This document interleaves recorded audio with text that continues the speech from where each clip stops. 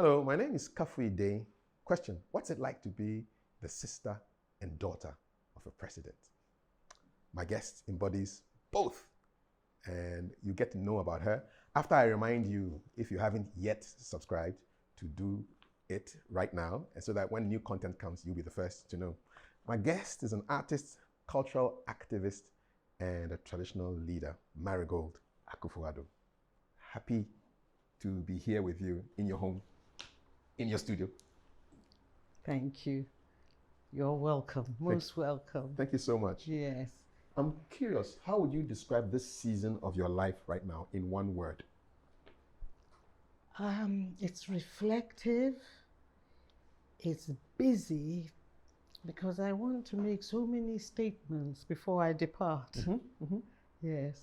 It's a very encouraging period for me because I can now have a deep sense of I now have a deep sense of responsibility to the arts. I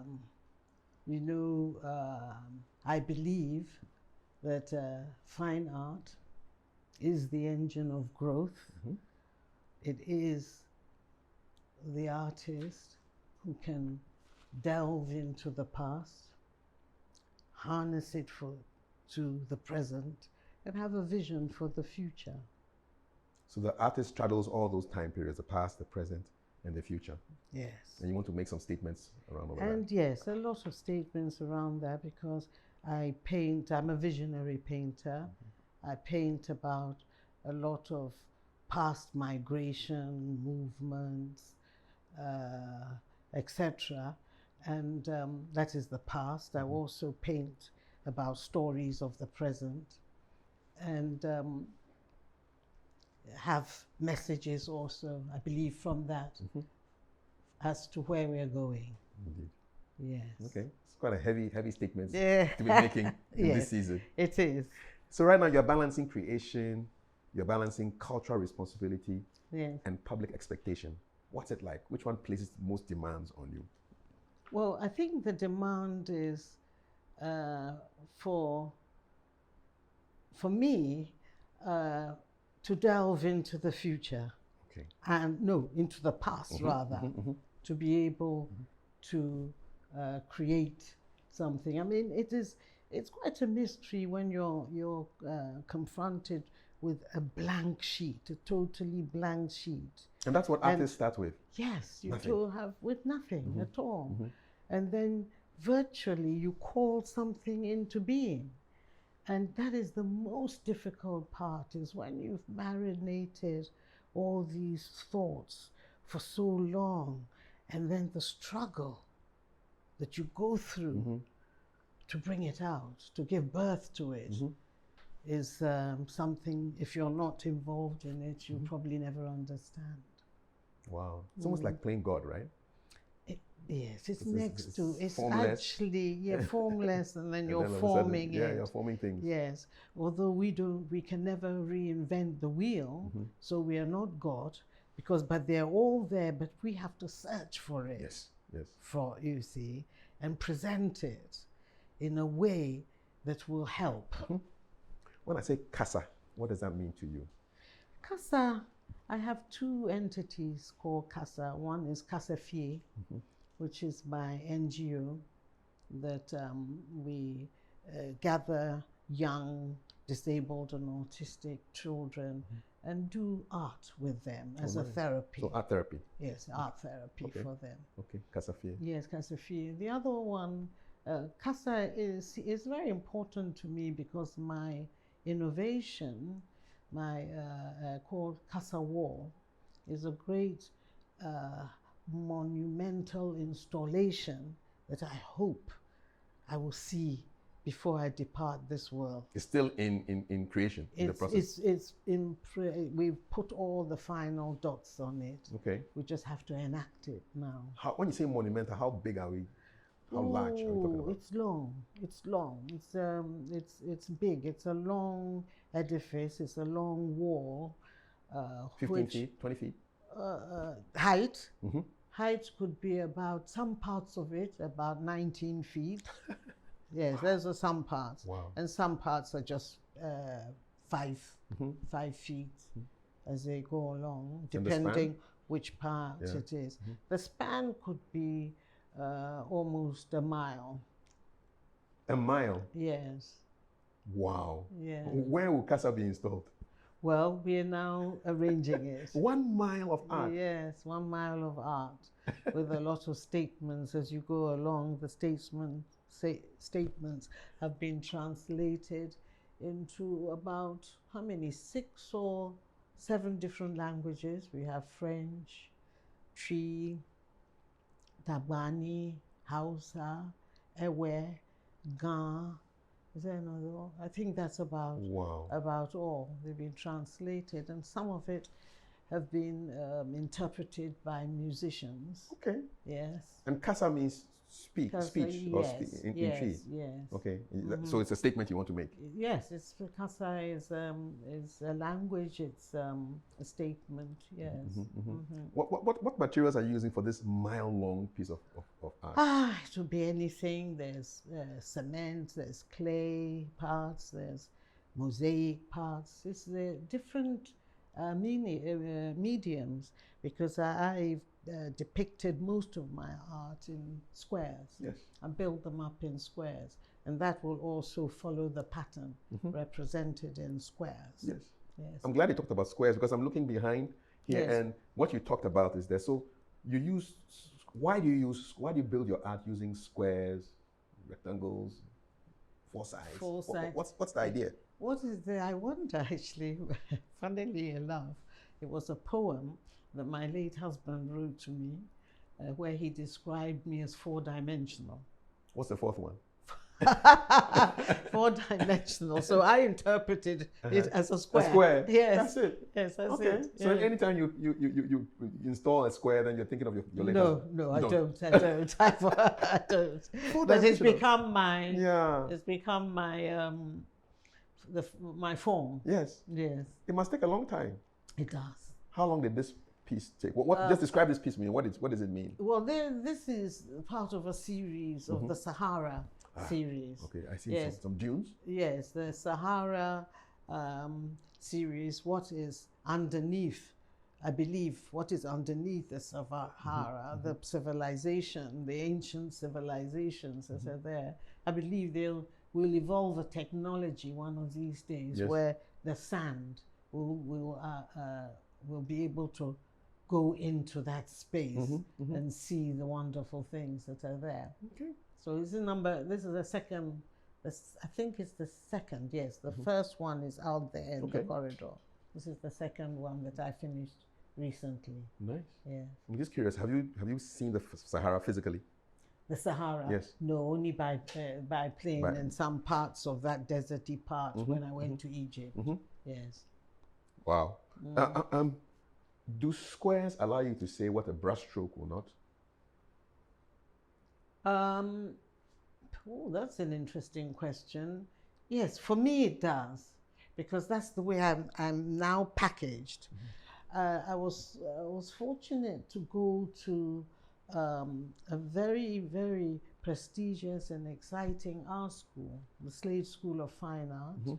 And this is the most amazing place where you're taught, the basics, expressions, the golden rule and things, but they use it only as a stepping stone. You're not there.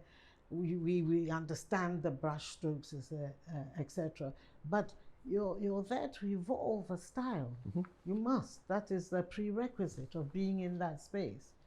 A lot of people come out with their own peculiar style.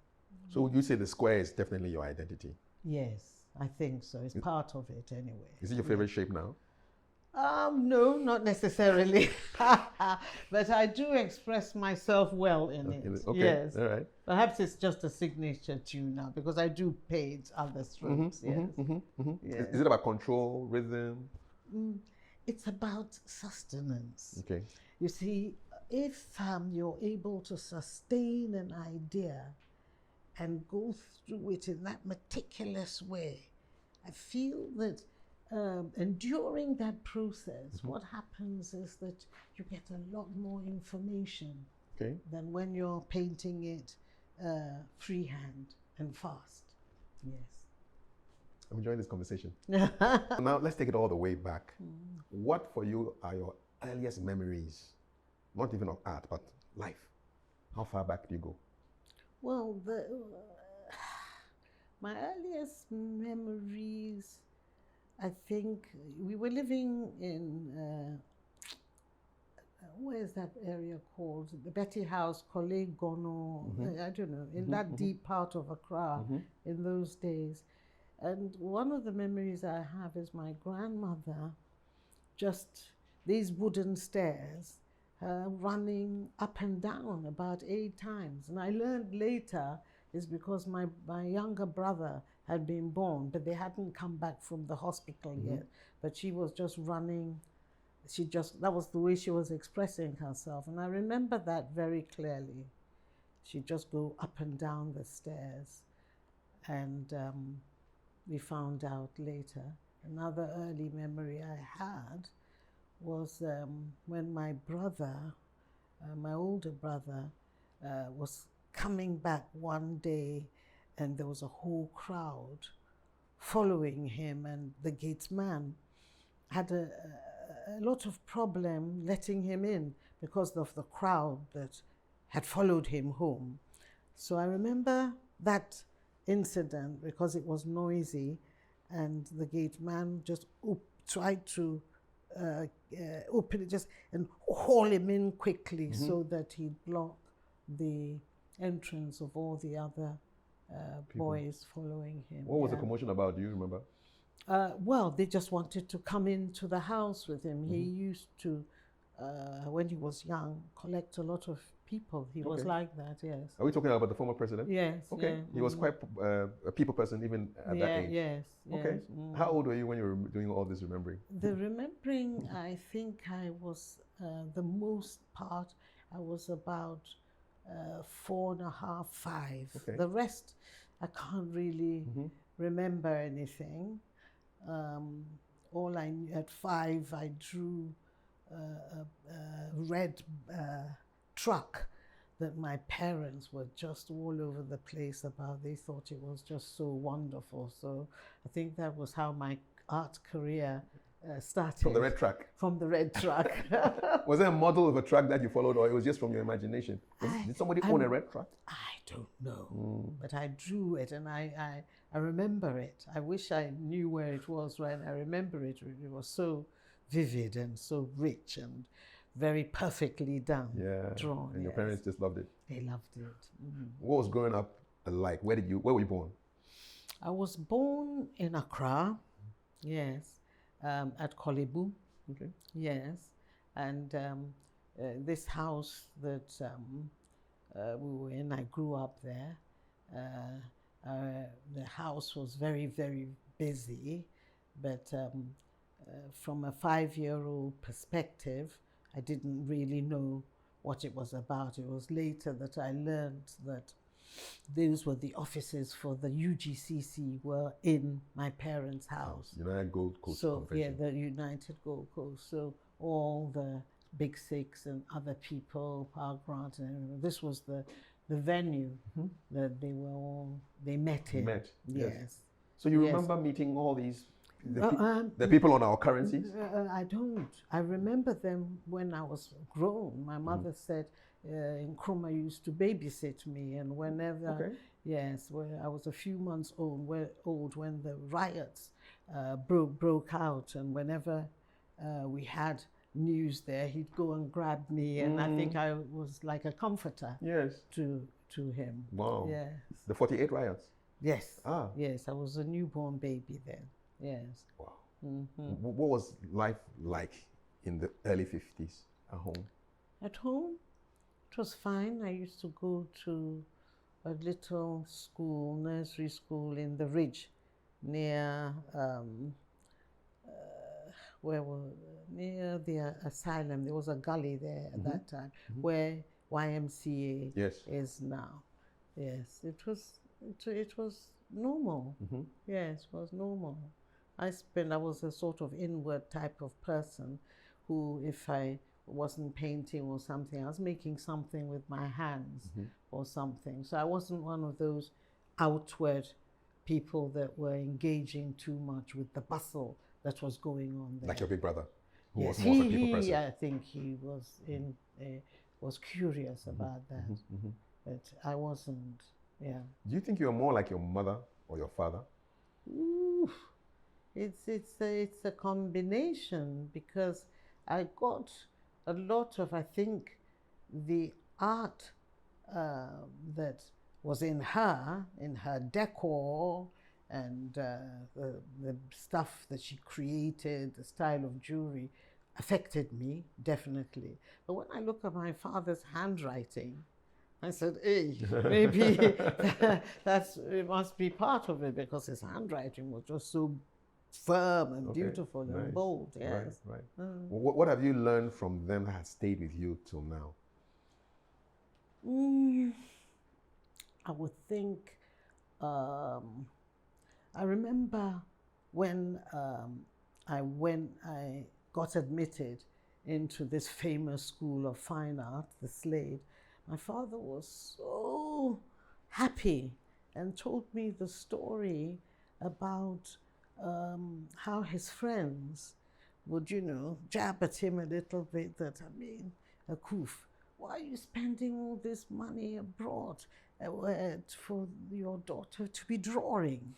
Yeah. They had no appreciation of precision. No, they thought, those were the days that if you're not a lawyer, a doctor, or an engineer, you were not considered, as part of the game, put it that way. The new independence had led people into those jackets, that they thought that was the important deal. And so he was so happy, because then he told them that,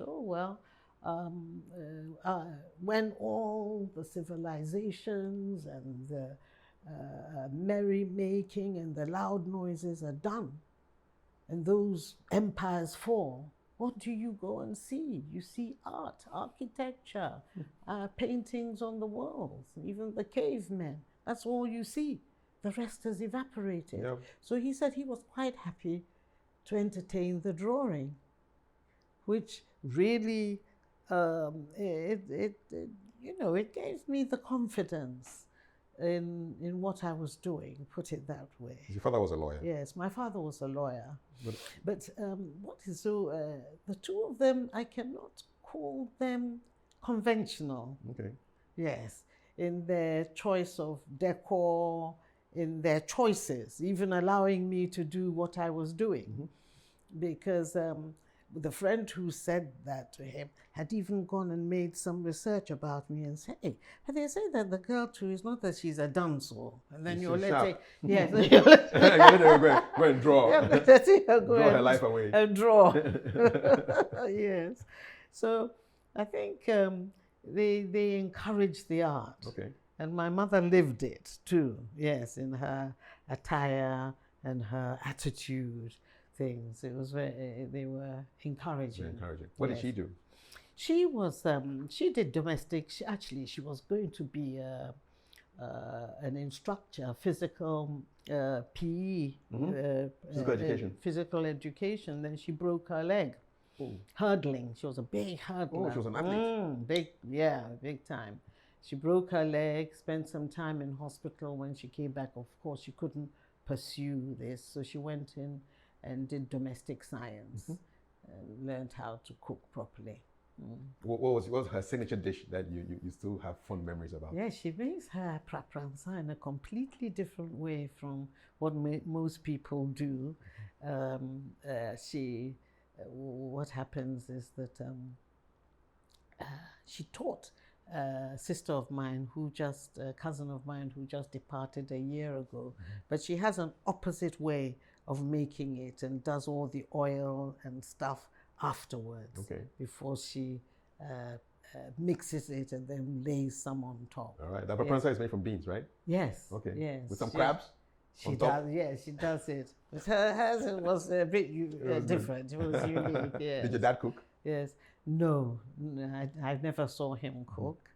I also saw the sort of the style of crockery and cutlery she had in those early days were so avant-garde, you know, teapots, whilst her contemporaries were being very rigid. They were, when she arrived in Accra to stay with the Chinris in that part of Accra. But she arrived right into the heart of the elitist Ghanaians that were living here. Yeah. She arrived from Chebi in a Rolls Royce with her sewing machine and that sort of thing. Yes, so the grand entrance. Yes, exactly. So people took her seriously. Yes. So when she married my father and tea parties, but she would not do the usual careful cakes and have the cups with the little flowers on. No, what would she do? Oh, she'd have these very futuristic cups, black with inside. I even have pieces of them with yellow inside. Black teacup. Yes, a black teapot with a black pot with bright yellow trimmings around them. Wow. And instead of these cakes, carefully made cakes and things, she'd cut a paw and pour the ice into it and give it out to she was. Where was she getting all this inspiration from? This is it, you see. So that's the art also. That's the art I was telling you about. Yes. And those things, as young people, they make an impact on you without you even knowing. Exactly. And it will stand out because it's not ordinary stuff. Exactly. Wow. Exactly. Wow. Yes. It must have been fun living in your household. Yes. Did you have so siblings? Just tell me about your siblings. How many siblings? There are 4 of us. Okay. Yes. Okay. But our house too was a place where other people found refuge and were going in and out. Yes. So in the order, where were you? Are you number? I am number 3. Number 3. 2 boys ahead of you. Who's ahead of me is my brother, who former president, and then my sister, Mama, and then me, then you, then another one. Okay, Edward. Yes. All right. Did the boys bully you when you were growing up? Oh, I mean, that is a foregone conclusion, isn't it? Yes, they did strange things. I remember my birthday once. I was given a beautiful red ball. And Nana Addo came for it. By the time it came back, oh, I wept. The ball was gone. The ball was defaced. Totally defaced. I heard he was a good footballer back then in the day. Yeah, always. But he didn't have to run off with my football. I think he had his own, but that was it. I remember that because I was miserable. Yeah, your ball is gone. My ball was totally gone. Were you able to retaliate? No, where was I going to retire? I told you I was too busy for outside stuff. Exactly. My concentration was always, if I wasn't doing art, I would be sewing something. Okay. All right, you sew as well? Yes, I can sew. Still? Not so much, but I can. You could have been like a designer? A designer, yes.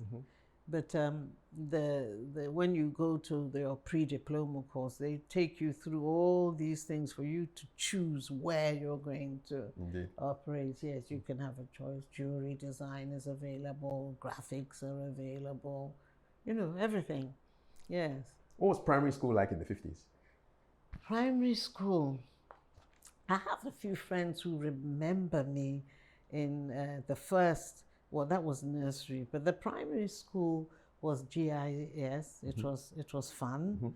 It was Ghana International School. Ghana International School. Yes, actually, when I was about 10, I had a teacher who was an English woman, who was married to Kweku Boateng, who was I think the Minister of Interior or something at the time, and I drew some flowers that she asked us to draw, and it was that day, and that I think I realized that this is what I'm going to do in the future. Even at 10? Yes. Where did Independence Day find you? That's at 10. There? Okay. We went to, I never forget that day, we went to, there was a square where they mounted the platform. I think it was in a Dabraka or Asylum down somewhere. where they mounted the platform. So I was there for the declaration at night with my nanny and somebody else. Wow. And what I do remember is when he spoke, wow, my body, I didn't know what to understand it there, but I froze completely. It was like goose pimples, a chill, yes, came down that day. 10. You were with your nanny? Yeah, we went out. It was in the evening. We went to the square there with her, because my parents were then in the opposition. Exactly. And so I don't think nobody respected. I went But down you went? because I went with my nanny. Yes. Did they know that you had gone there? I'm not sure. I don't know.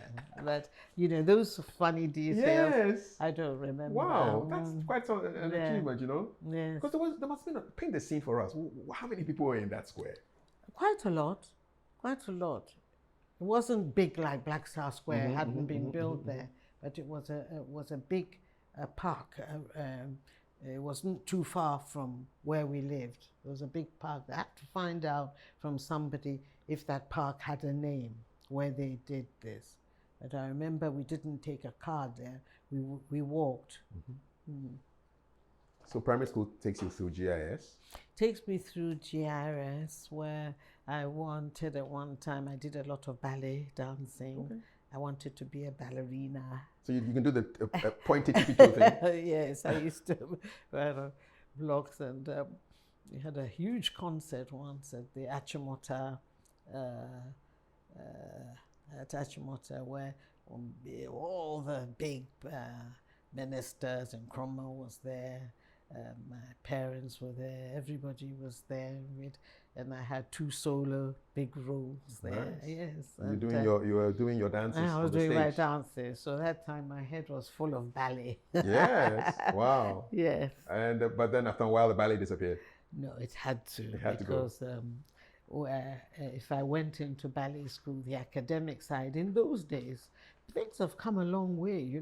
Now you can go and play football and things and also learn. Yes. But then I'd be full-time inside the ballet thing and my learning, and they didn't want that style. Yeah. Yes, yeah. But what do you remember most about GIS? What do I remember? Yes, the scary part is the young boys used to, when your car came late, some of them would pick up these little stones in the car park and hit your legs with them. I was so scared. What's wrong with these young boys? Yes, yes. What's wrong with them? Maybe that's a way of appreciating. Oh yeah, showing some affection. Yes. Oh wow. So I used to always be so scared that the car would not arrive on time to pick me up to go home. Yes. Oh, this is when the day was over. Yes. Okay. Yes, that's the time when we'd all be waiting for our cars, and they would have time to start just come and say I like you. That's all. I know. No, they wouldn't. You still have friends from GIS that you still keep in touch with now? Yes. A long time ago. Yes. I mean, I'm still in touch. My best friends were one Japanese girl, Kazuko Maruno, and an Ethiopian girl, Dawit, and then an English girl, Dorothy Blanking. There were 4 of us who were very, very close, especially towards the end. I keep in touch with the Ethiopian and also the Japanese girl. A very international environment. It was. Very. It was. Then it really was. Yes. Yes. The Africans were there. That were there were not. There were a lot of them, but it was almost not. It was truly mixed. It was truly international. And the teachers too? The teachers, yes. Most of them were English, actually. A lot of them were English. Yeah. At the time, headmistress was English. Teacher were a lot English. So what exams were you studying? Were you doing, was it the English system or was it the Ghanaian system back then? No, we were doing, I think, this Oxford and Cambridge A-level, O-level, yes. I left when I was 12. You left GIS? I was GIS. I was there from 8 to 12 years, so 4 years, yeah. And that's when you went off to England? That's when I went off to Slade? England. No, you went to boarding school in England? Boarding school. Okay. What was that like? Did you want to go? Well, when we went earlier on, when I was about 6, and came back when I was 8, oh, my sister and I were devastated. We used to cry a lot, you know, cry ourselves to sleep. But she was in another section when we were then taken to, first of all, we were taken to a sort of, it looked like I remember it was like a Quaker sort of school. Then we were taken out of there to St. Mary's in Devon. We stayed there most of the time for 2 years. It was fine. It was okay, but when my mother came to spend the holidays with us, we were just so clingy and so overexcited. And then she thought that maybe we should have a break. We went back to Ghana, and when she made some garden egg stew, and we asked for, everybody wanted, we had a second course, had a third, and afterwards we wanted a fourth course and everything. And when they said it was finished, and we picked up our plates and licked it, I think something went through her. She felt a bit sad because we were eating such tasteless food. This just tasted so divine. Great, yeah. And I think, because I remember the look on her face, they started changing their attitude. And then we couldn't talk to my grandmother. My grandmother only spoke Twi. And I learned the Twi again. I could speak it when I left, but I learned the Twi again from her. So my Twi is actually very good in that I don't have to put so much English into it, because I learned it from somebody who couldn't speak English. Yes. Best way to learn a language. But what took you why did you have to go to England in the first place? Well, what my parents said is that during the struggle, sometimes, you know, we were as kids, we were shifted to go and hide those days in the forest in Achimota. Really? Yes, a friend of my parents, a lady called Janet Asari, lived in the bush there. And sometimes they'd have to rush us out because the house was being stormed, all sorts of problems during the independent struggle. So we'd sometimes end up with Auntie Janet in her place that was hidden away from everything. And they thought, I think, at the end of the day, it was a bit of an experiment, I must say. I'm glad we came out, you know, proper, and then shifted us all away. To the UK? To the UK, to stay there for a while, yes. Do you have good memories of the UK? Yes, it was, they were good, apart from the very beginning where it was difficult for us to adjust, and they didn't know how to treat our hair. And at one time they wouldn't open our hair and wipe when they washed it, wipe the bottom properly. So you end up with dandruff and all kinds of things. Yeah, all sorts of things. So one time both of us had to have all our hair shaved off, and then have it like new growth. Medical, yes. It was medically even. To treat something that was happening to your scalp. They just didn't have a clue. They didn't know about the hair. There were no black girls in the school apart from you and your sister? Yes. There were none? There were none. What's the that first like? Time. What's that like in an environment where everybody is white? Well, I don't think the experiment is a good idea, because all I saw was white people. And when we came back in the holidays, and my mother drove me and my sister to Mokola, she had this very snazzy, bright red sports car in those days. She drove herself? She drove herself. She drove us to Mokola, left us in the car to go shopping. By the time she came back, we'd rolled up all the windows, lying on the floor, sweating. Because actually, that time they didn't have kayeye, they had these men who didn't have shirts on, very muscular, some of them with marks around their faces, wheeling these trucks. Yes. And because the car, those days, people didn't have a lot of cars like that. Sometimes they knew everybody's car, you know, in those days. And so they'd come to peer the car. And Pierre at the end said, we got so scared because we had not been seeing African faces, and especially the way those Kaya men were looking. We were flat at the bottom of the, with all these things that happened, we stayed. We stayed here to learn the tree, to get ourselves, you know, acclimatized to what was real on the ground. Yes. Because you know, as a young child, you don't stand in front of the mirror very often. No. You know that. Yes, you don't. So all I was seeing, I knew I was, you know, dark, but I was just seeing an array of white people. My sister was older than me, so she was not in my house or my class. So I hardly had an encounter with her, apart from when we were on holiday. That experience must have marked you. I think so. It does sometimes. I see the effects sometimes in my choice of colors. I've noticed in painting. Yes. When you, now that I've said it, you look at some of my paintings and you see that they are not as colorful as perhaps at the beginning as they are now. Yes.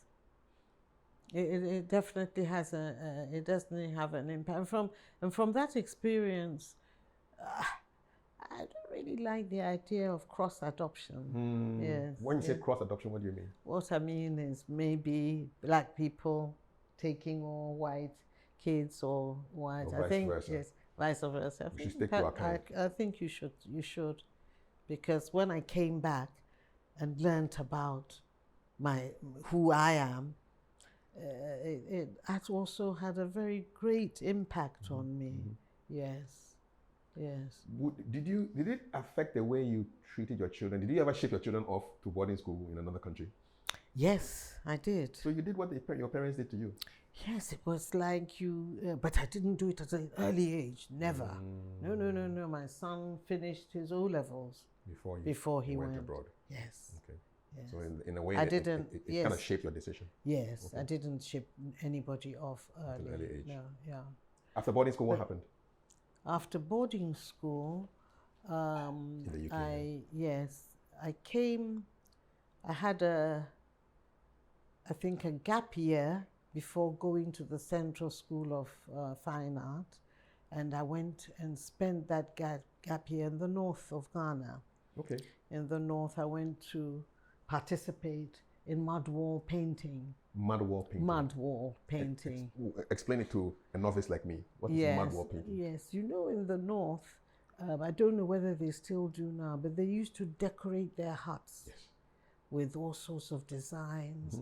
They mix special paint and things. I went to witness and participate in what. And it really changed my perspective. It added something to my artwork. How did you know there was something like that happening up in northern Ghana? Which in town? Northern Ghana? Yeah. Oh, I mean, it's just like how you get to know that Kumasi has a cultural village, and you get me. Because I became then so interested in steeped in Africa rather than what I had been surrounded with. I had to do that to undo that part. And learn all the stuff that wasn't good for you. And leave some of the other stuff that was not beneficial. So which town or city did you end up in the north? I went to Tamale and Bolgatanga, two of them, and stayed with my mother's friends there. That experience, how has that shaped you? Well, I think it was of course it was so hot up there, and I got malaria. I brought malaria back or something. I think from just the heat. The heat, Yes, but it was a good experience because it was an African experience, you see. And some of the huts that I went to, they have this seed that they use to make the floors, beautiful floors, and they would polish them, and they're hard. Things like that should be developed. Yes, and spread into out. Homes. Yes, exactly. Yes, that would help. Like instead of always importing Yes. this stuff. Yes. They should be using some of that, Indeed. their technology. Yes. So you finish your gap year and you go back to England? And then, yes, I went back. I had been admitted to the Central School of Art and Design. It's like a preliminary course for you to identify which of the arts you would be comfortable in. Were you in the UK when your father became president in '69? When my father became, yes, but yes, I was away. Okay. And so you were not around. You were not around for the inauguration. No, you were not. I was not around. Okay. But I came soon after. I lived with them for a while at Pediassi Lodge. What was that like? So that was your home? Pediassi was your home? Yes, okay. in those days. In those days, what was that like? I don't know. I'm a strange person to ask these things because I'm not too much affected by these things. Yes, but people don't live there anymore. That's why I'm asking. Yes, it was fine. So that was the home of the president? Yes, it was the home of the president. Okay. It's a big space. I had my own bedroom there, etc. It was okay. You didn't enjoy the views? Because that place the is... view, it has marvelous view. Yes, and there was a lovely pool there. Okay. I remember in a sort of glass house that time with the pool, and that's where I helped my mother entertain. Mrs. Nixon came to visit us there. The wife of President Nixon? Exactly. Okay. And I designed her gift, actually. Yes. Okay. What was the gift you designed for her? The gift I designed, I used, I designed a wooden owari that was high, like an hors d'oeuvre table, with wheels that had these black plates in them. Yes. You were taken after your mother's avant-garde fashion and art style. Yes, she did had an impact on me, definitely. What was Mrs. Nixon's reaction when the gift was presented to her? She waited there because she was afraid they're not going to pack it and follow her. Do you know this woman? She did when they went opening the car, fancy doors and things. She stood on the veranda and called her aide and said, "I want to see my gift packed." Thank you. Into car first. She appreciated before she rode off. That's nice. Yes. You swim? Not very well, but I do. Why I don't swim is that our swimming instructor, and it was cold, the school I went to, and I wasn't very happy swimming in there. So my swimming is a bit lukewarm. Yes. So that pool, Pediassi pool, didn't actually have you jump into it? Not really. How about the former did go. Former president, Nana, does he swim? Do you know that I don't know? You don't know, yeah. Yes. But the pool was there. The pool you could have used it if you wanted. But he I think was also abroad that time. I think they came back at one point, but I think he was doing something, working at a place in France, and so was my sister. Okay. Yes. All right. So Pediassi, so you were coming there on holidays from school, correct? Yes. But at one time I was there for a while because I think that time was it 71 or something? I'm a bit muddled up. But there was a span where I was with them there for them. I was there, the coup d'etat. Yes, of 72. Yes, I was there. 13th January. Yes, I was there. Remember? I think I had finished in 71 and I was back and I was with them a few months before I was living there. The coup happened. Yes, I remember that. The day was 13th January 1972. You were home? I was there. How did you know that there was something happening? Because I think Champong was very kind. He confided, I think, the movement. One of my father's aides got to know about it. And that he was going to overthrow the government? Somehow. Wow. He gave a prior notice. He loved my father. I don't know why, but my father went to stay with him when he was, I think, the regional or commissioner in Kumasi.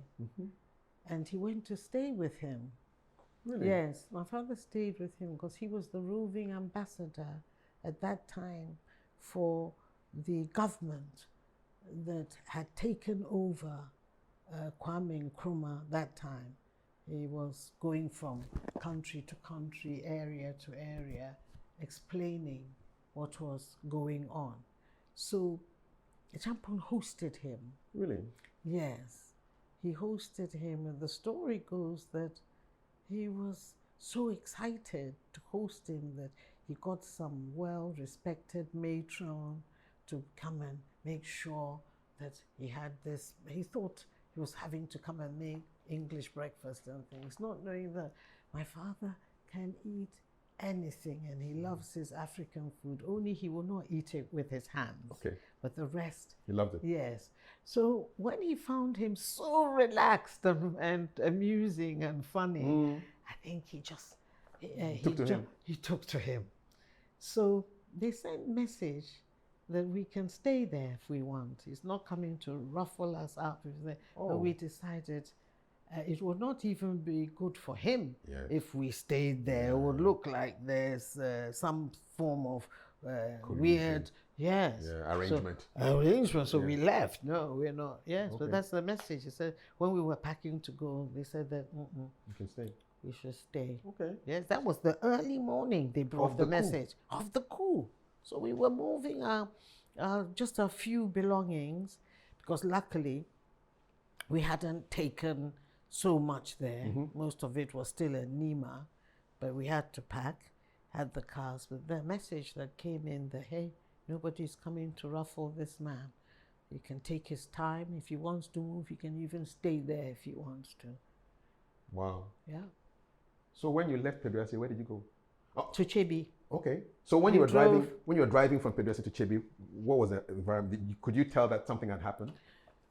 We could tell, yes, something. There was a quiet, but we just went. I don't know why. We just went to Chebi, to my grandmother's house there first to study the situation before we came back to Nima, where they had given us some protection.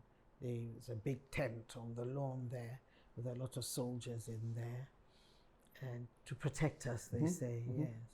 Although there were some weird incidents when there was a blackout in our house one night. One of the soldiers thought there was something funny going in and came into the house, kitty, to find out. Well, they were all armed in there, but they were not there to harm us. No. Yes. That's a really interesting experience. Oh, yeah. Yes, because when you think of a coup, you think of rough soldiers. Yeah, we didn't experience that because the man, that experience he had, gave my father a soft landing. Yes. I mean, you just love him when you get to know him. He's just one of those people. He looks austere and distant. Yes. Because he's very proper. Yes. Yeah, but as you meet with him, he is just an amazing human being. What do you miss about him? His laughter. Okay. Yes. Does the former president laugh like him? Yes, they're different, but yes, I think he laughs. Yes. He had a good sense of humor. Yeah, he had a good sense of humor. Okay. Yes. I remember there was a beer bottle that was named after your father. Yes, he said when he was told, he said, that must be a damn good beer. I like the way he took it. Yes. Of course, if they're going to put my name on it, it must be a damn good beer. Damn beer. Did he enjoy beer? Did he enjoy that brand of beer?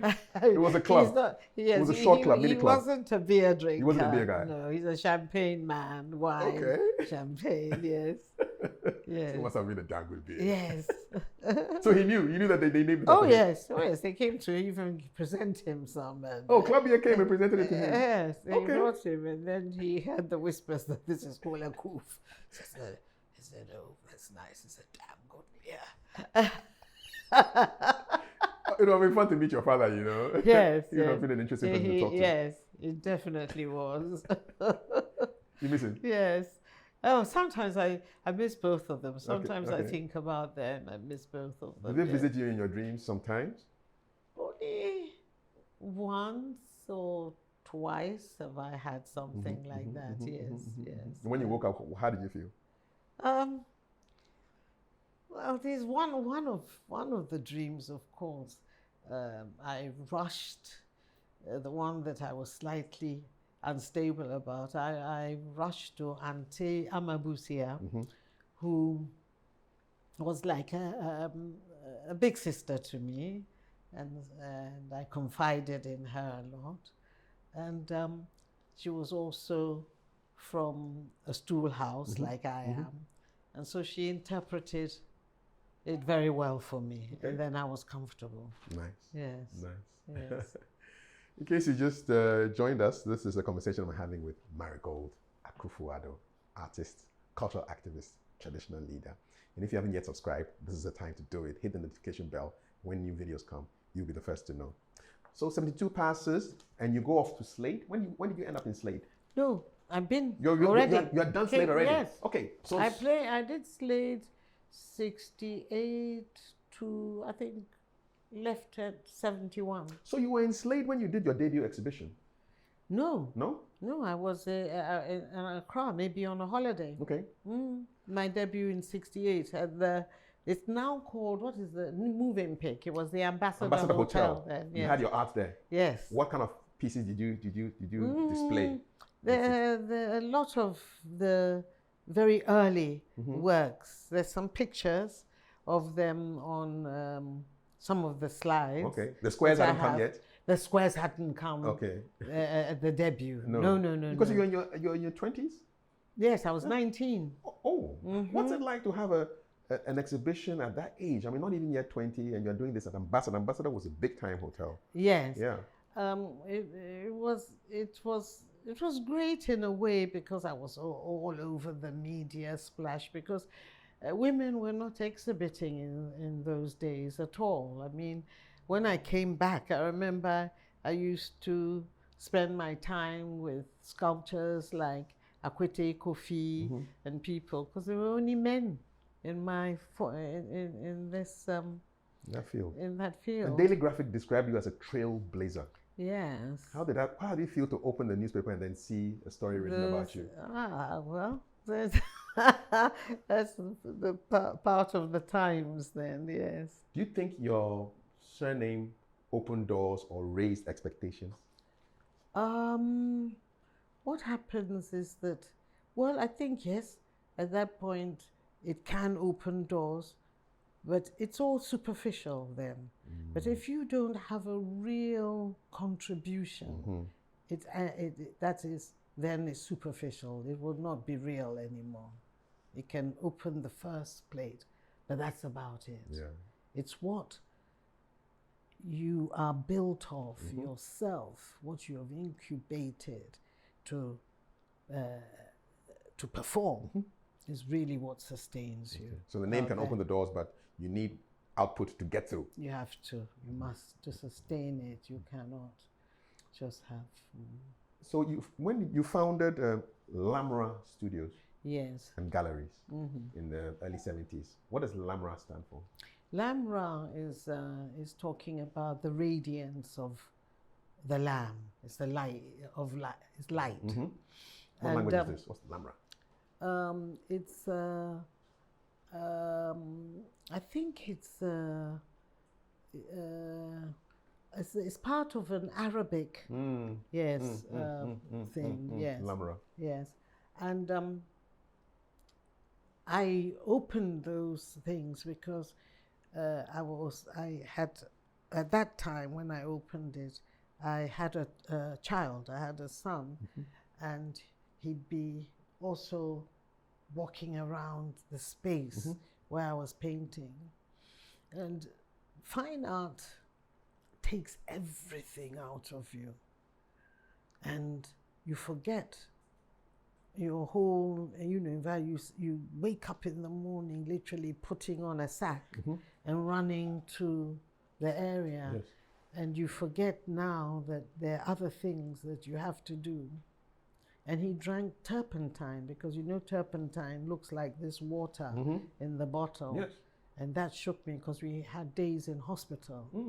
And then, so I decided that I was going to give the fine art, the real painting, a break and do what I call the applied arts. I did silk screens, I had weavers, I did pottery, that I had assembled people to do I gave them designs to do hand painting and that sort of thing. That is what happened to me. So then I went back to the fine arts. Yes, when they were grown, yes. Take us back to the moment when you discovered that your son had drunk the turpentine. Are you the one who found it out, or somebody came and told you? No, I think because it's like I'm here painting, and he was always just hanging around, and he'd be touching all this stuff. Exploring, really? Yes. How young? And he was about 2 or 3 or something. Okay, so walking around, toddling around. Toddling around, and then the thing looked like water, I guess. So he drank a whole lot like that. Immediately, I gave him palm oil. My mother instructed that I gave him some palm oil. So some came out. Then we rushed him to hospital. It was a Link Road clinic for a while. But I had to change. Were you scared? Well, yes, because it was quite alarming, because it was quite a large quantity. Yeah. So I had to change my whole perspective. And you see, this is what men have over us, because they pursue their careers irregardless of... Without thinking about little babies running around. I had to halt mine. Yes. And look at another human being. Did you get people whispering that, oh, she's a bad mom, how can she allow her child to go and drink turpentine? Well, I don't know, but I don't know. They'd say that behind my back, maybe, but nobody said it to me. Did you feel guilty, though? Well, I was unhappy, of course, you know. And that's why I was able to abruptly change my tune and gather to do all this other applied art, which doesn't take anything out of me, really. What's your greatest success in the applied art? The applied art, some of our fabrics that we wove won awards in I think Paris, and then another designer in South Africa. We won some awards there. And I was able to also, I handed over the interior, for me to go back into painting, I handed over that area to my daughter. And that is the result of what is going on now with her. Your daughter Safia? Yes, Safia, yes. Safia. Because I also had to teach her after she went to a design school and an interior decorating school. But like the old masters, I took her in for a year and taught her myself. Yes. Do you think our educational system should more and more follow this kind of model where you take people in almost like an apprentice and teach them hands-on? I think it works. It definitely works, because the teacher and all that stuff is you only get along the course, you only get 1 or 2 people that I can name who taught me in the various places who had an impact, you see. But when, like the old days where they were studying under Michelangelo, Giotto, and the old masters, it was a close contact. It was a hands-on. Mentorship. There's a young artist recently that I met who says that, I asked her, are you painting? And she said, no. And I said, come and let me talk to you, you know, to see what steps you can take to go back into it. And the young people actually need to do that a lot, you know, because in Europe, they'd study the old masters for a long time before embarking out, you know, even if they knew about them historically. But you need to know the old masters and how they overcame certain situations in order for you to also do the work. I'm glad you're saying this, because a couple of months back, I spoke to some young photographers and I was asking them, have you heard of James Barno? I said, who is he? I said, what? James Barno? You don't know him? Go and read about James Barno, man. It's a pioneer photographer. You must know the masters. The disconnect is worrying. It's something that I'm concerned about, because African art must never, ever go into the zone of art for art's sake. We don't have the luxury to do art for art's sake, which is in a way meaningless. We have been in a dispensation for centuries where art was utility-based. It's functional. It's functional. You use it, even if it's deposited in a shrine. There's a use for it. They're using it. Carved stool, clan staff, all sorts of things.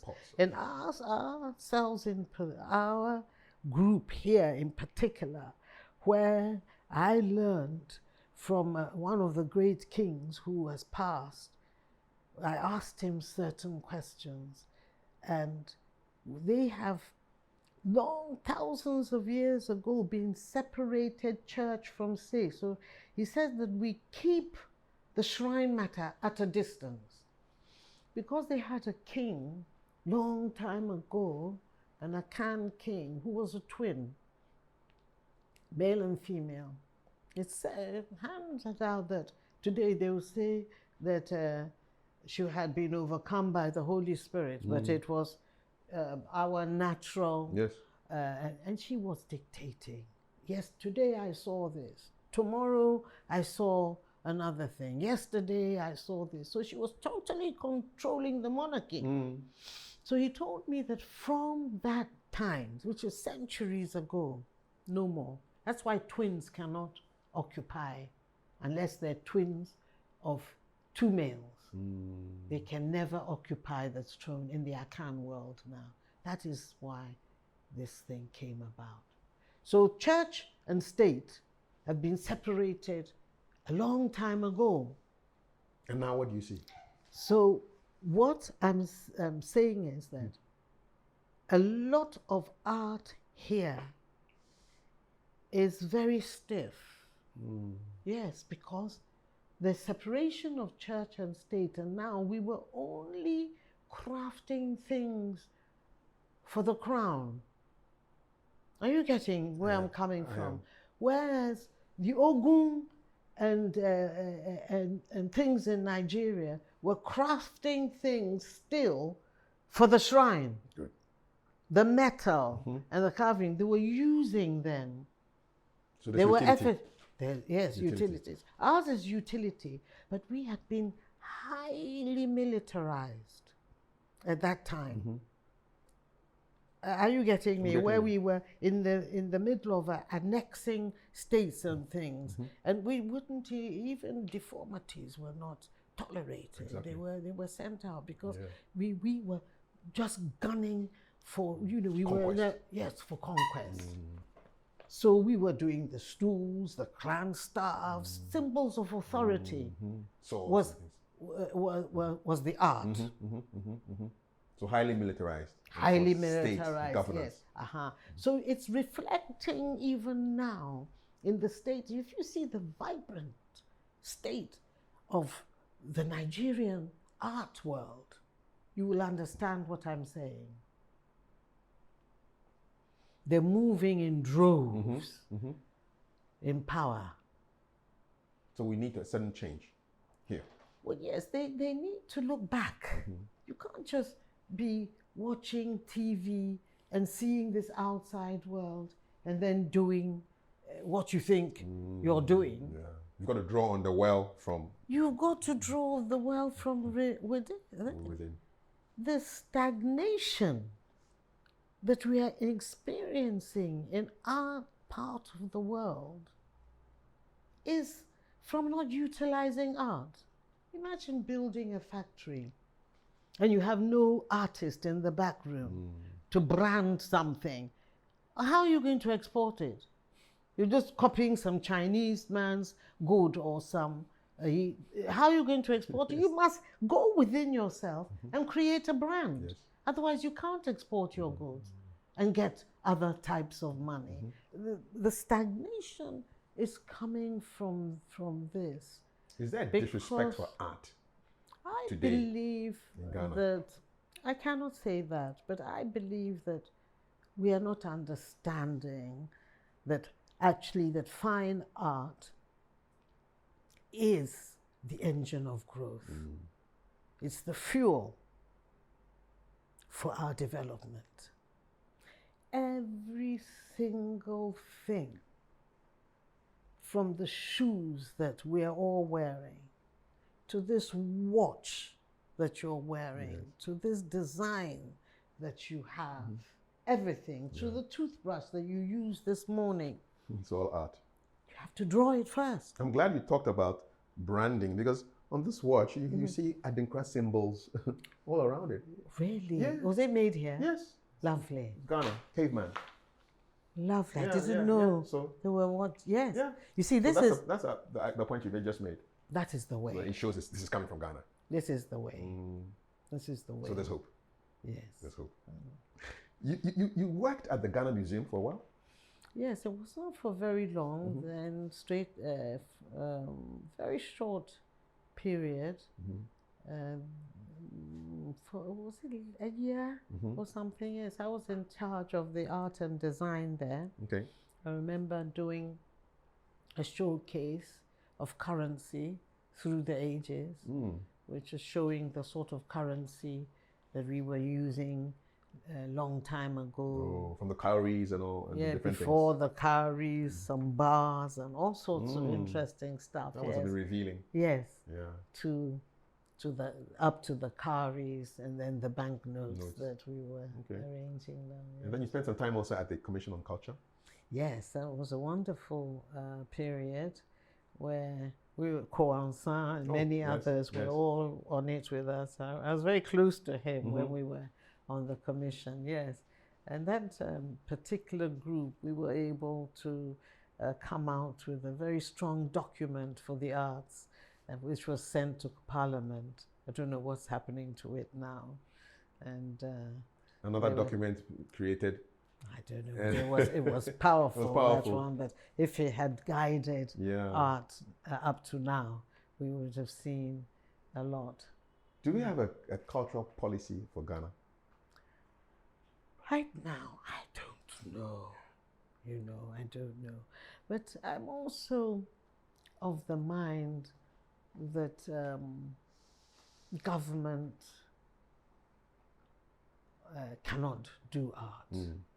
Art evolves from the bowels of the people, out of movements, out of like minds getting together.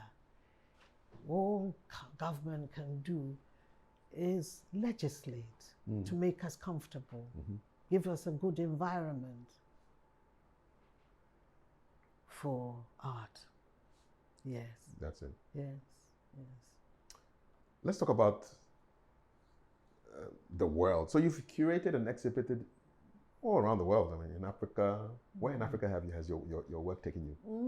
And I've been Sierra Leone. I've exhibited there. Sierra Leone, Senegal, South Africa, Nigeria. I think those are the main and places. Europe? In Europe, in London, and I was part when I was very young of an exhibition at the Cochrane Gallery. Also, there was an interesting part of my life where I was involved in the painting of the cartoons for the Yellow Submarine, the Beatles. Really? Yes, yes. Tell me about that. It was fun, and they paid us so well that I thought, for me, it's like, what I love doing easily and most best, I'll be doing it, and then I get a huge fact check at the end. So how did you get the commission? How did you get the job? I've actually forgotten. I know the offices were in Gerrard Street. I don't know whether the connection came from the school that I was in. You had left school by then, or you were in school? No, I was You were in school? Yes, and you got this job? Yes. To draw cartoons. So I can see your cartoons?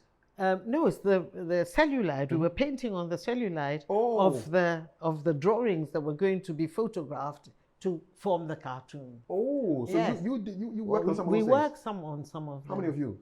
Oh, there was quite a lot of us, because it was a big film. There was a lot of us. But it was great fun. I have to go and check out that film and see whether I can see your work. Did you ever get to meet the Beatles? No.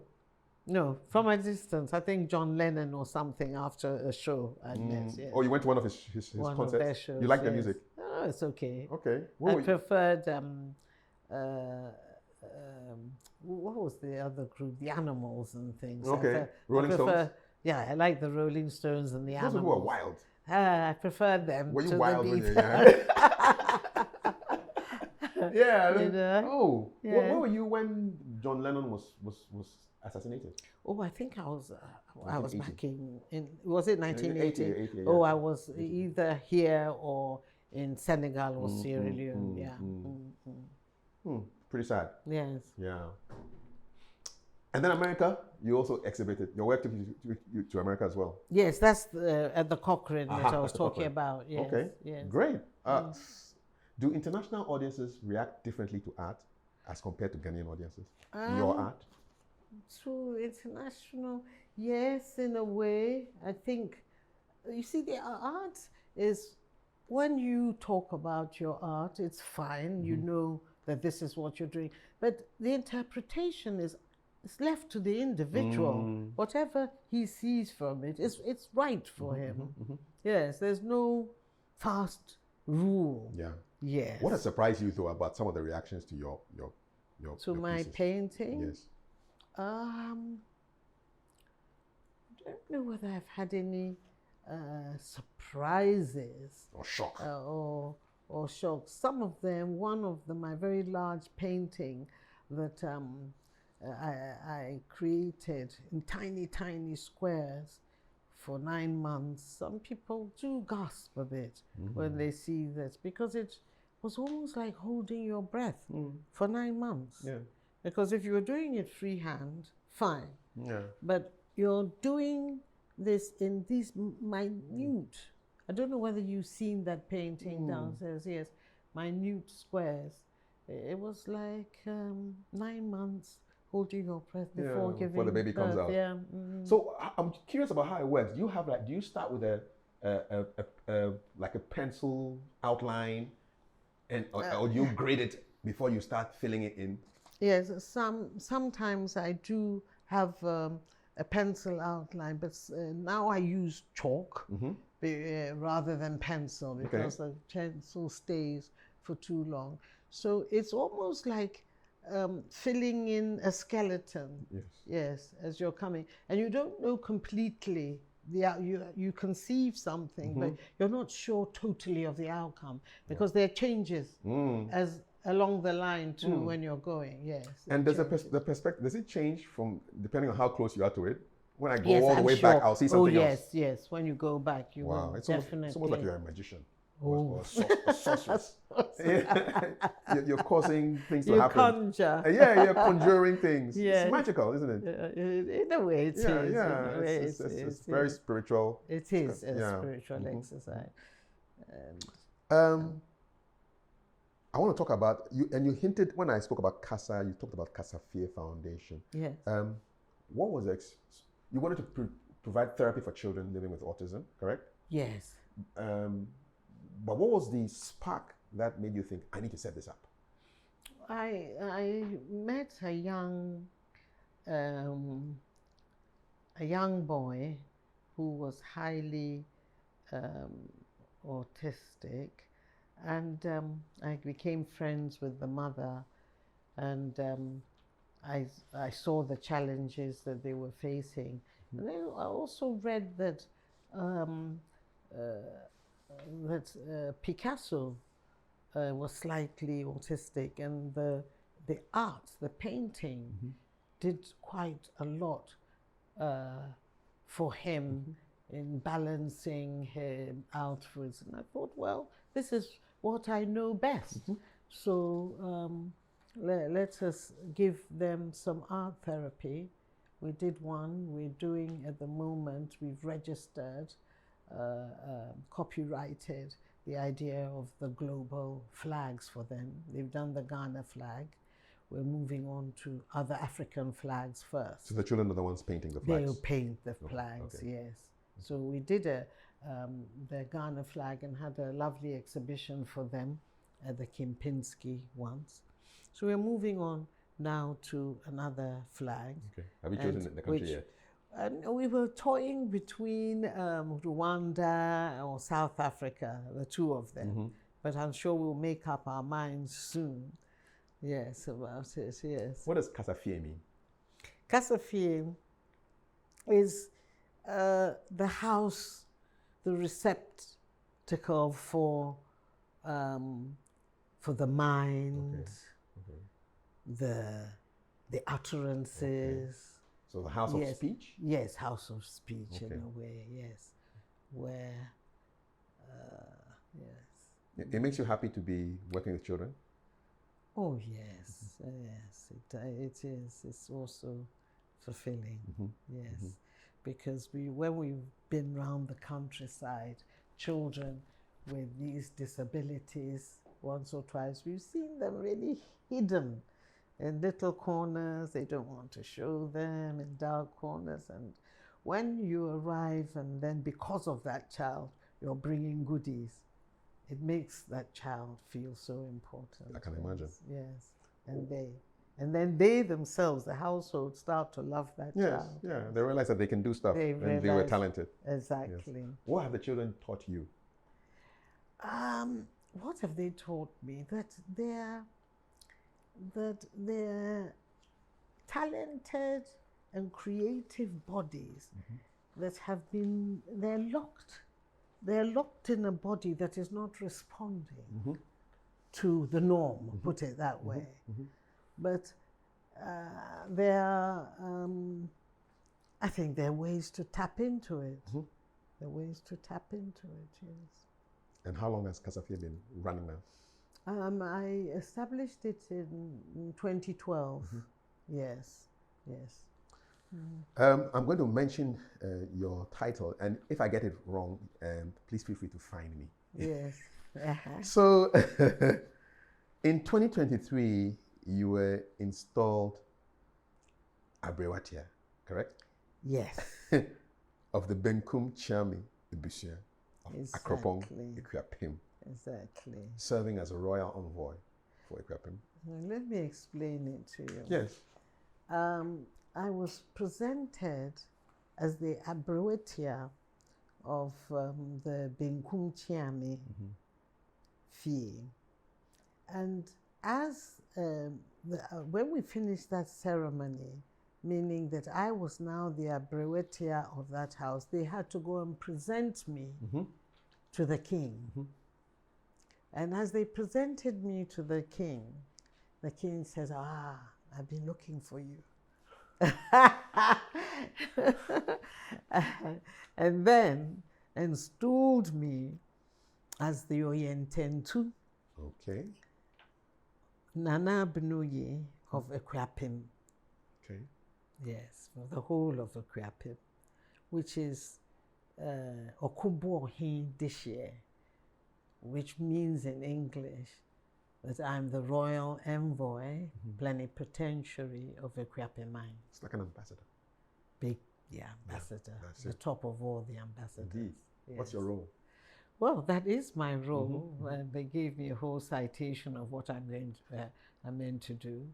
I'm meant to oversee the area in development, bringing good things into our surroundings. And you're the first occupant of the stool. I'm the first occupant of that stool. How does that make you feel? Well, it's fun. I know for the men, they capture them. There's some, all of a sudden, then you hear people coming in. Wait, how are you? No, they did it quite nicely. They did it quite nicely? Yes. Oh, what? They don't capture the women? So, but did you have an inkling that this was going to happen? I had a little bit of an inkling, but because, I'd refused about 2 or 3 stools already. Oh, okay. Because there are a lot of stools in my family. And so this was a sort of bait, because I couldn't really refuse to be the Abrewatia and look irresponsible. And so when they said that this was also part of it, I said, well, fine, we'll go along with that. Okay. Yes. What was the... I mean, how do you feel to be a custodian of tradition in later life? I mean, It's a good feeling. It's a humbling feeling because, and a good thing in that I've come from a line of a lot of kings. really? A lot of them, yes. From your dad's side, mom's side? Yes. Both sides? Both sides. Okay. My father is the great grandson of Addo Dankwa I. Mm. Yes. And that's from the Equiapim side? that's from the Equiapim side. Mhm. My mother was born to Ofuriatta I. So your mother's maiden name is Ofuriatta? Yes. Okay. So, my grandmother, who married Ofuriatta, is from the great warrior king, Bekai. Mm. Yes, Akono Bekai, founder of the Akwemufie state. Ah. Yes. So you have a bit of Akwemu, you have a bit of Equiapim. In fact, And then you have in the Akan lineage, that is, I'm Akwemu. Yeah, Akwemu. Akwemufie, Because yes. it's from your mother's side. Because it's my grandmother. Yes. So you have this weight of tradition and There's a culture. lot. There's a lot going on. There's a lot going on, and you can't just go through life and ignore that it doesn't exist because it's running in my veins. one time. How has it affected your art? The fact that you're now a traditional leader. It hasn't, because when I come into my space here, I don't come in as a traditional leader. I come in as me, coming to settle and expose what I've been marinating for a long time. Yes. How does traditional authority differ from political authority? Because you've seen both up close and personal. Yes, that is true. It differs in that, you see, you with the traditional authority, you're dealing with their ancestral bank. With the political authority, you're sitting in the seats of the governor. I, from my family, have been privileged to be in both at some given time. And in fact, when you think deeply into it, we're some of the few families who have metamorphosized from a traditional setup into sitting inside the conqueror's seat.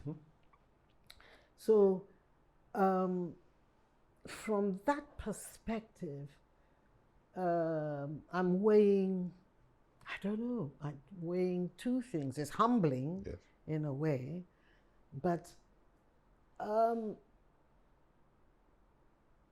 that it has a superficial effect on me. If you can understand. I can. I understand it, but it has a very superficial effect on me because I'm more concerned with birthing the art. I get you. My mantra is draw, create, innovate. With these three things, working within our cultural texts will sustain our wealth. Draw, create, innovate. Yes. Do you discipline yourself to paint as much as possible every day or every week? Yes, there have been periods where, as I told you, I had to let go and things. But nowadays, I come in here, even if I'm not painting, I come in here every day just to smell the paint. The paints. Give me some inspiration. Yes. It's a nice space you have here. Very clean and but it looks busy. Yes, it can be. Yes. What's your optimal time for painting? Are you a midnight painter? Yes, sometimes it's good in the evenings. What's it but my children are trying to stop me from doing that. They said you must get your hours of sleep. You can sleep in the daytime. But it's super painting, nice, and oh yes. You open the windows. Painting, No, because of the air conditioning, because the mosquitoes could come in, so I don't do that. But it must be really nice. Yes. Very quiet. Do you paint with music? No, I find music distracting. Next year, I'm moving on to, I'm painting Fela Kuti. Did you know him personally? Well, yes, I met him several times when my sister and I were running the Ringway Hotel. Oh, you ran a hotel before? Yes, my sister was running. I came to join her family hotel. Yes. What was that like? And it was fine. I created a little part where I was painting at one time. Well at work. Is Ringway Hotel now the SG Bank? Yes. Oh, nice. And Fela used to come in there. Oh, with his trail of ladies, and then the ones that were cooking for him. He had some in Accra too that were cooking for him. So we used to keep him in this one room, number 9, because all the food and stuff had already, But why does he come to a hotel and come and cook in your hotel? No, they bring him the food and he eats there. He doesn't eat the food there. The ladies, it was beautiful because the ladies would have these big pans on their head, coming to worship their king. The king. Yeah. Was he walking around in his underwear or he was wearing clothes? Because on stage, I know he was always wearing his he does what he likes anyway. Very nice, fun person. He was a fun person. Yes. Did you ever go to any of his concerts? No, I haven't been to in Nigeria or here. I haven't. No. Yeah. I can imagine Fela with lots of women coming to serve him his food. Oh yes, there's always up and down. It was quite a spectacle when he'd come there. I can imagine. Quite something. It's amazing. So my son gave me a list of a choice of his music. So recently I've been listening to a lot of his music. Okay. And it's a large painting, so I'll be doing it at a space at my offices in Yanaba. Okay. Yes, so they're long. They don't fit in to this space. What's your favorite Fela song now? I think Kolo Mentality. I like Kolo that Mentality. Yes. So I'm just choosing 3. One of the things I think I'll be painting is the one he calls Lady. I don't know. I haven't made up my mind as to the other that I'm going to, but the list is there. Oh, so you're going to paint a song based on the music that you are listening to? Yes. Is that correct? Yes. So if it's ladies, it's going to be a woman? Yes, or my interpretation, my rendition of Fela. Okay. I'm curious of what Kolo Mentality will look like. You'll see it. You'll see it when I finish. Keeping us in suspense. Yes, I'll keep you in suspense to next year. You never chose Zombie. You never chose Zombie. Zombie is on the list. We'll have a look at it. Good. Yeah, we'll have a look at it and see. Nice. Yeah. I'm looking forward to it. Yeah. So you can paint pretty much anytime you want. Of course. Anytime, yes. Okay. What does your brother, the former president, think of your art? Do you know? I don't know. You never asked him? No. I don't. I've never asked him. When I get to interview him, you will ask him. Yes. What do you think of your art? Yes. Yeah, I think I'll ask him. Then I'll get to hear. So, as a sister of former president of Ghana, and you grew up in a family that is deeply woven into Ghana's history. In fact, when I take out any currency of mine, we'll see your father's portrait top right. And my 2 uncles. And your 2 uncles. You see, Oforiata. Dankwa's my grand uncle. And Oforiata is your uncle. Yes. Yeah. So 3 of your family members on the currency. That's true. Are there any assumptions people make about you because you are the sister of the president? Yes, it was even happened before then. I mean, the presidency is recent. But my father, being a member of the Big Six, then he became a judge of the Supreme Court and a Chief Justice. I remember going shopping with him when I was a very young girl, about 9 years old, went to Kingsway. We took, I am not exaggerating, to my mind there, we took about 2 hours to get to the floor where I was buying my guitar. He was buying my guitar for me, right from the car park. Every step we took, somebody wanted to talk to him. It took a long time to get there. Hours. Yeah.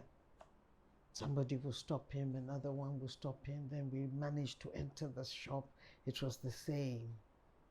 All the way till we got to the first floor where the guitar The guitar as was. well. And you got the guitar. I got the guitar. Did you learn it? Oh, yeah, I had these sort of whims all the time, you know. Where is that guitar? I don't know. Played it for a bit, but Yeah, but it's good to experiment with different things and you find out which works for you. So it's a good mentality to have. Yeah. I hope you're still experimenting, still entertaining your whims. Yeah, it's a good not thing now. to have. Now I'm focused. You're focused. Yes, 'cause, yes. So you're used to the celebrity thing even from when you were young. I mean, I think so. So it's not it's one finds a way to adjust and distance yourself. You have for your own sanity and survival. You learn along the time. I became very, as I told you, that I didn't go out there so much. That's how I've been able to get through all this. Yes. But we've been in what you call the limelight for a long time. From little children, really. Are you used to it? Yes, that's why I said that you find a way. Do you regret? To live. Do you wish you were more private? Well, there's nothing you can do by your birth. You're saddled. You can wish it away, but these are the facts, and you deal with it and find a way to live with it. Yes. And now that we're in this 21st century where you have social media and selfie culture and all of that, and then when people know that you are connected to the president, do they call you up and say, "Oh, I want to see the president. Can you smooth it away from me?" Oh, yeah, they used to do that a lot. Yeah, they used to do that a lot. Yeah. And what was your standard? Did you have a standard response? Not really. Case by case. Yes. Can you spot somebody who wants a favor from the president through you when they are coming, and from the way by the way they speak to you? Can your radar pick up those signals? Not really. I don't know until you tell me. Well, you're here. Yeah, yes. It works. So I'm just wondering, so growing up, was power spoken about openly in the house? Or quietly understood? No, there's an incident that when we went to Chebi once, when we were young, I don't know what it was for, but our head of family, who is the head of our family, automatically is the Ochiame also for the Ochehe. Okay, so like the spokesperson for the Yes. Okay. And our head of family, my sister and I sat in the car with him and we drove somewhere. I forgot why we were with him going.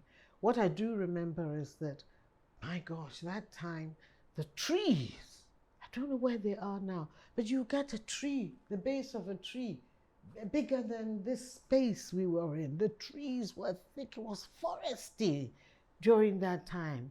They've mowed down all the trees, you know. It was thick forest that time.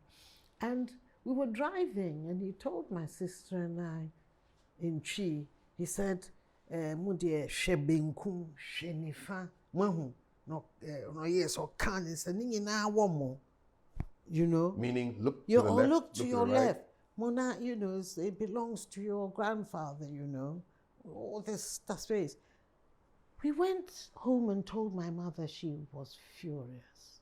She was angry. She doesn't like power talk.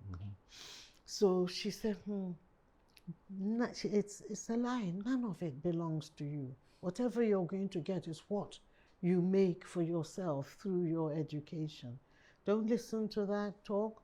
All the people who have that mentality, she said they remain and get stuck in the village.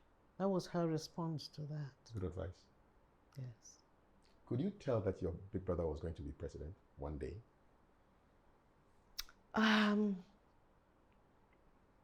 Yes and no. Let's say that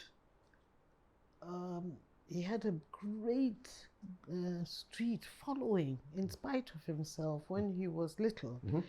So there was something.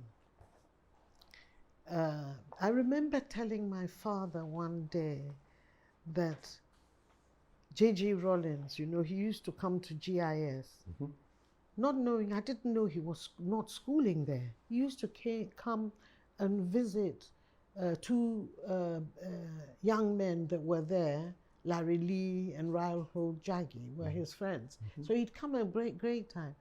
But this young man, in spite, he wouldn't even move from under the tree. Everybody would be calling him Jerry John, Jerry John. I'm telling you that if I called one of these characters who's now living in Korea somewhere, do you remember so-and-so? They might say no, but do you remember Jerry John? They'll say yes.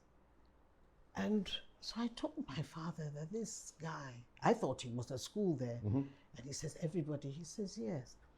Young children like that, you've got to take good care of them, because what he said is that Nihonjiji or you're charismatic. You understand? Because this guy would sit under the tree. Not move. Not move, but People he will would be echoing everywhere. So my father said, young men who draw crowds, like how Nana Addo was drawing, and how Jerry was just being spoken about everywhere, without him even you knowing him, you've got to nurture them well. Because it means that even if they don't sit on the seat per se, they will be influencing a lot of people. So you've got to, he said, nurture them well and take good care of them.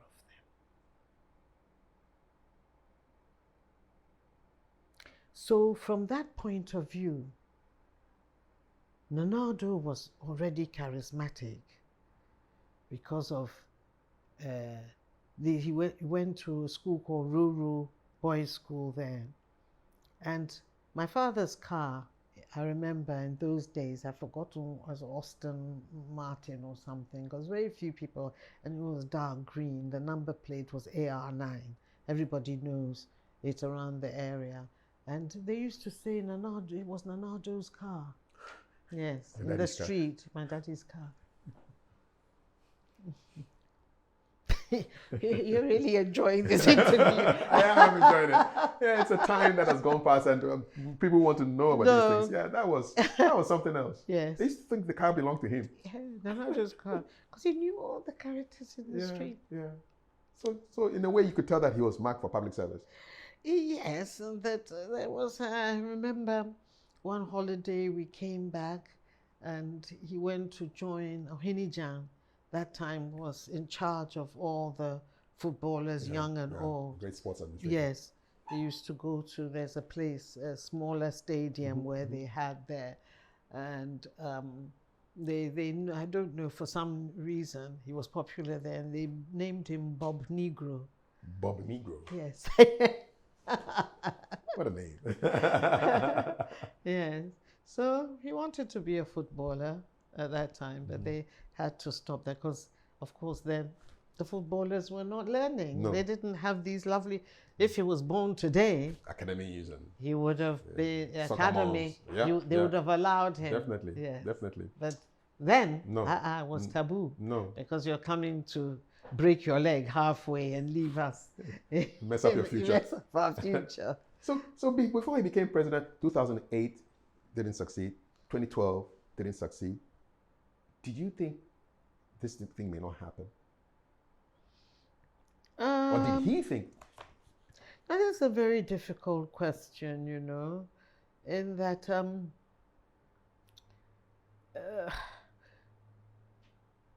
these things, the probability of these sort of things, sometimes I'm sure with him, my mother's voice would echo, if you try and you don't succeed, try and try and try again. That's what she used to tell us when we were young. Maybe that propelled him to keep going.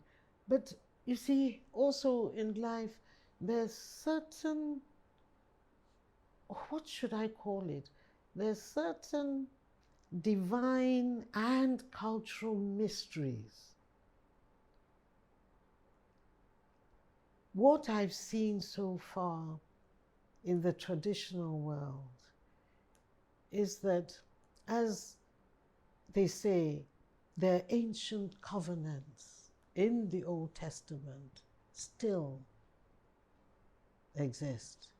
The New Testament that we've also been given are also effective, both. I think the New Covenant is more effective than the Old Covenant. Notwithstanding, the Old Covenants are there, where I've seen people who destroy palaces and spoil their future of themselves, where in the Old Testament, I think it's in Proverbs somewhere, where it says, destroy not the ancient landmarks. Yes, boundaries, yeah.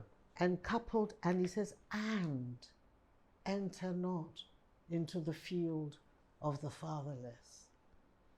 As soon as you destroy ancient edifices, you get a problem. There's a problem. In that, as the Bible says, you've entered into the fields of the fatherless. That means you're upsetting orphans, people who have no hope. Father, yeah.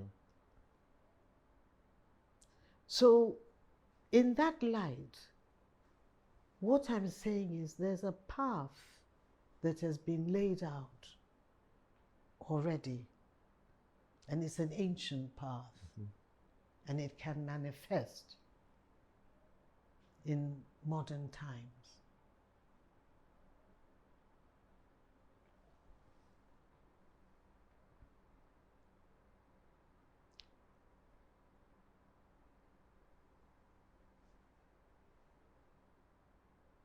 So he becomes president in 2016.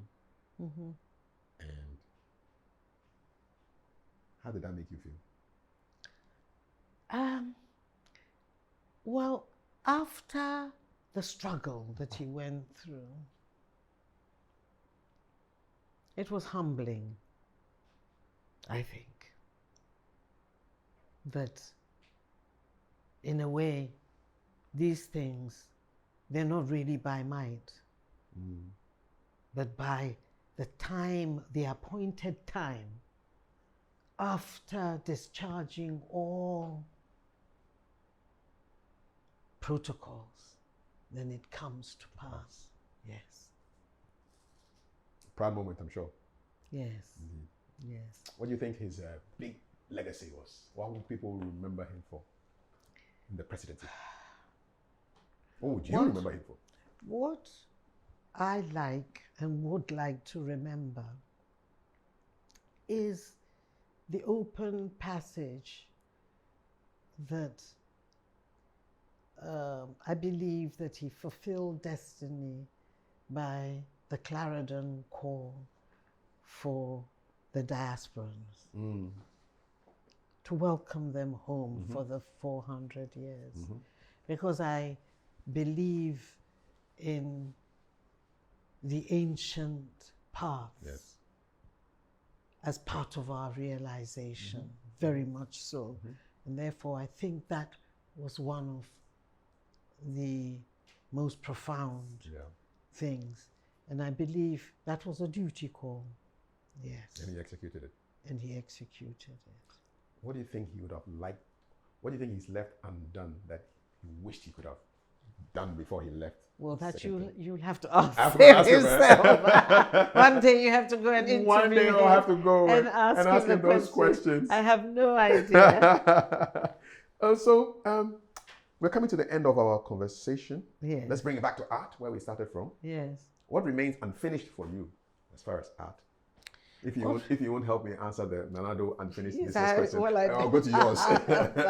What do you think is left unfinished for you in terms of art and your creativity? Yes, what is my creativity? I have paintings that I believe still must be birthed. That's one. I'm finishing the line at the moment, this line of this type. There are three of them. They're strung along, but all these paintings are backed and they're in chains. Let me Yes, they're all chained. There's one that's... Is this the way to hold it? No, this way. This way? Yes. This way? Okay. They're all going to have a back and they're all in chains. There's a series like that, All right. which is we're more or less talking then because of the other aspect of my art is captivity, release, captivity, release. Almost That's like a what. cycle. I talk about that because I believe that one's freedom is not at once. It goes as a wheel. Somebody comes and turns the wheel, and another turns another one, and so forth. And this series of paintings, they're all in chains. They're all in chains. One of these days, when I finish this set, I'll invite you I'd love to come. to go and have a look at them. One of them is already hanging in the office. I'd love to come. Yeah. History will remember your family, the Akufo-Addo family, the Faratas, for leadership and for governance. How would you like to be remembered? I would like to be remembered for art and the art wall, the concept, even if I haven't put it into of the art wall. That is how I want to be remembered. Yes. And what should painting? By your paintings. So that's how you want to be remembered. How would you? What would you want young African artists to learn from your journey? What are the key points that they can take from your story? I would like them to stop and look a lot into what has gone before them. It's a prime requisite for going forward. My emblem is Sankofa. Yes. Go back to retrieve. Go back to retrieve. Take what is good in it and move forward. Can you repeat your full title for me again, your traditional title? I like the way you say it. It sounds, and the accent is better than mine. Okay. So what is it's Oyententu, Nana Addo Dankwa this year. And when all those titles fall away, what endures? What endures is me as the artist, Marigold as a painter. Yes. And that's where we end this conversation. Yes. I've had a good time. Thank you. I've learned a lot, and I appreciate your time. Thank you very much. I wish you success with your works. Yes. The monumental 1 mile long piece. Yes. God willing, it comes to pass. Yes. I'd love to see lovely. it. Yes. I'd love to see it. Thank you so much. Yes. I really appreciate it. Yes. All right. Thank you. Thank you too. Lovely. And that's our conversation with Marigold Akufo-Addo, artist, cultural activist, and traditional leader. My name is Kafui. Let's meet in the comments for your thoughts about this conversation. Till next time, God bless.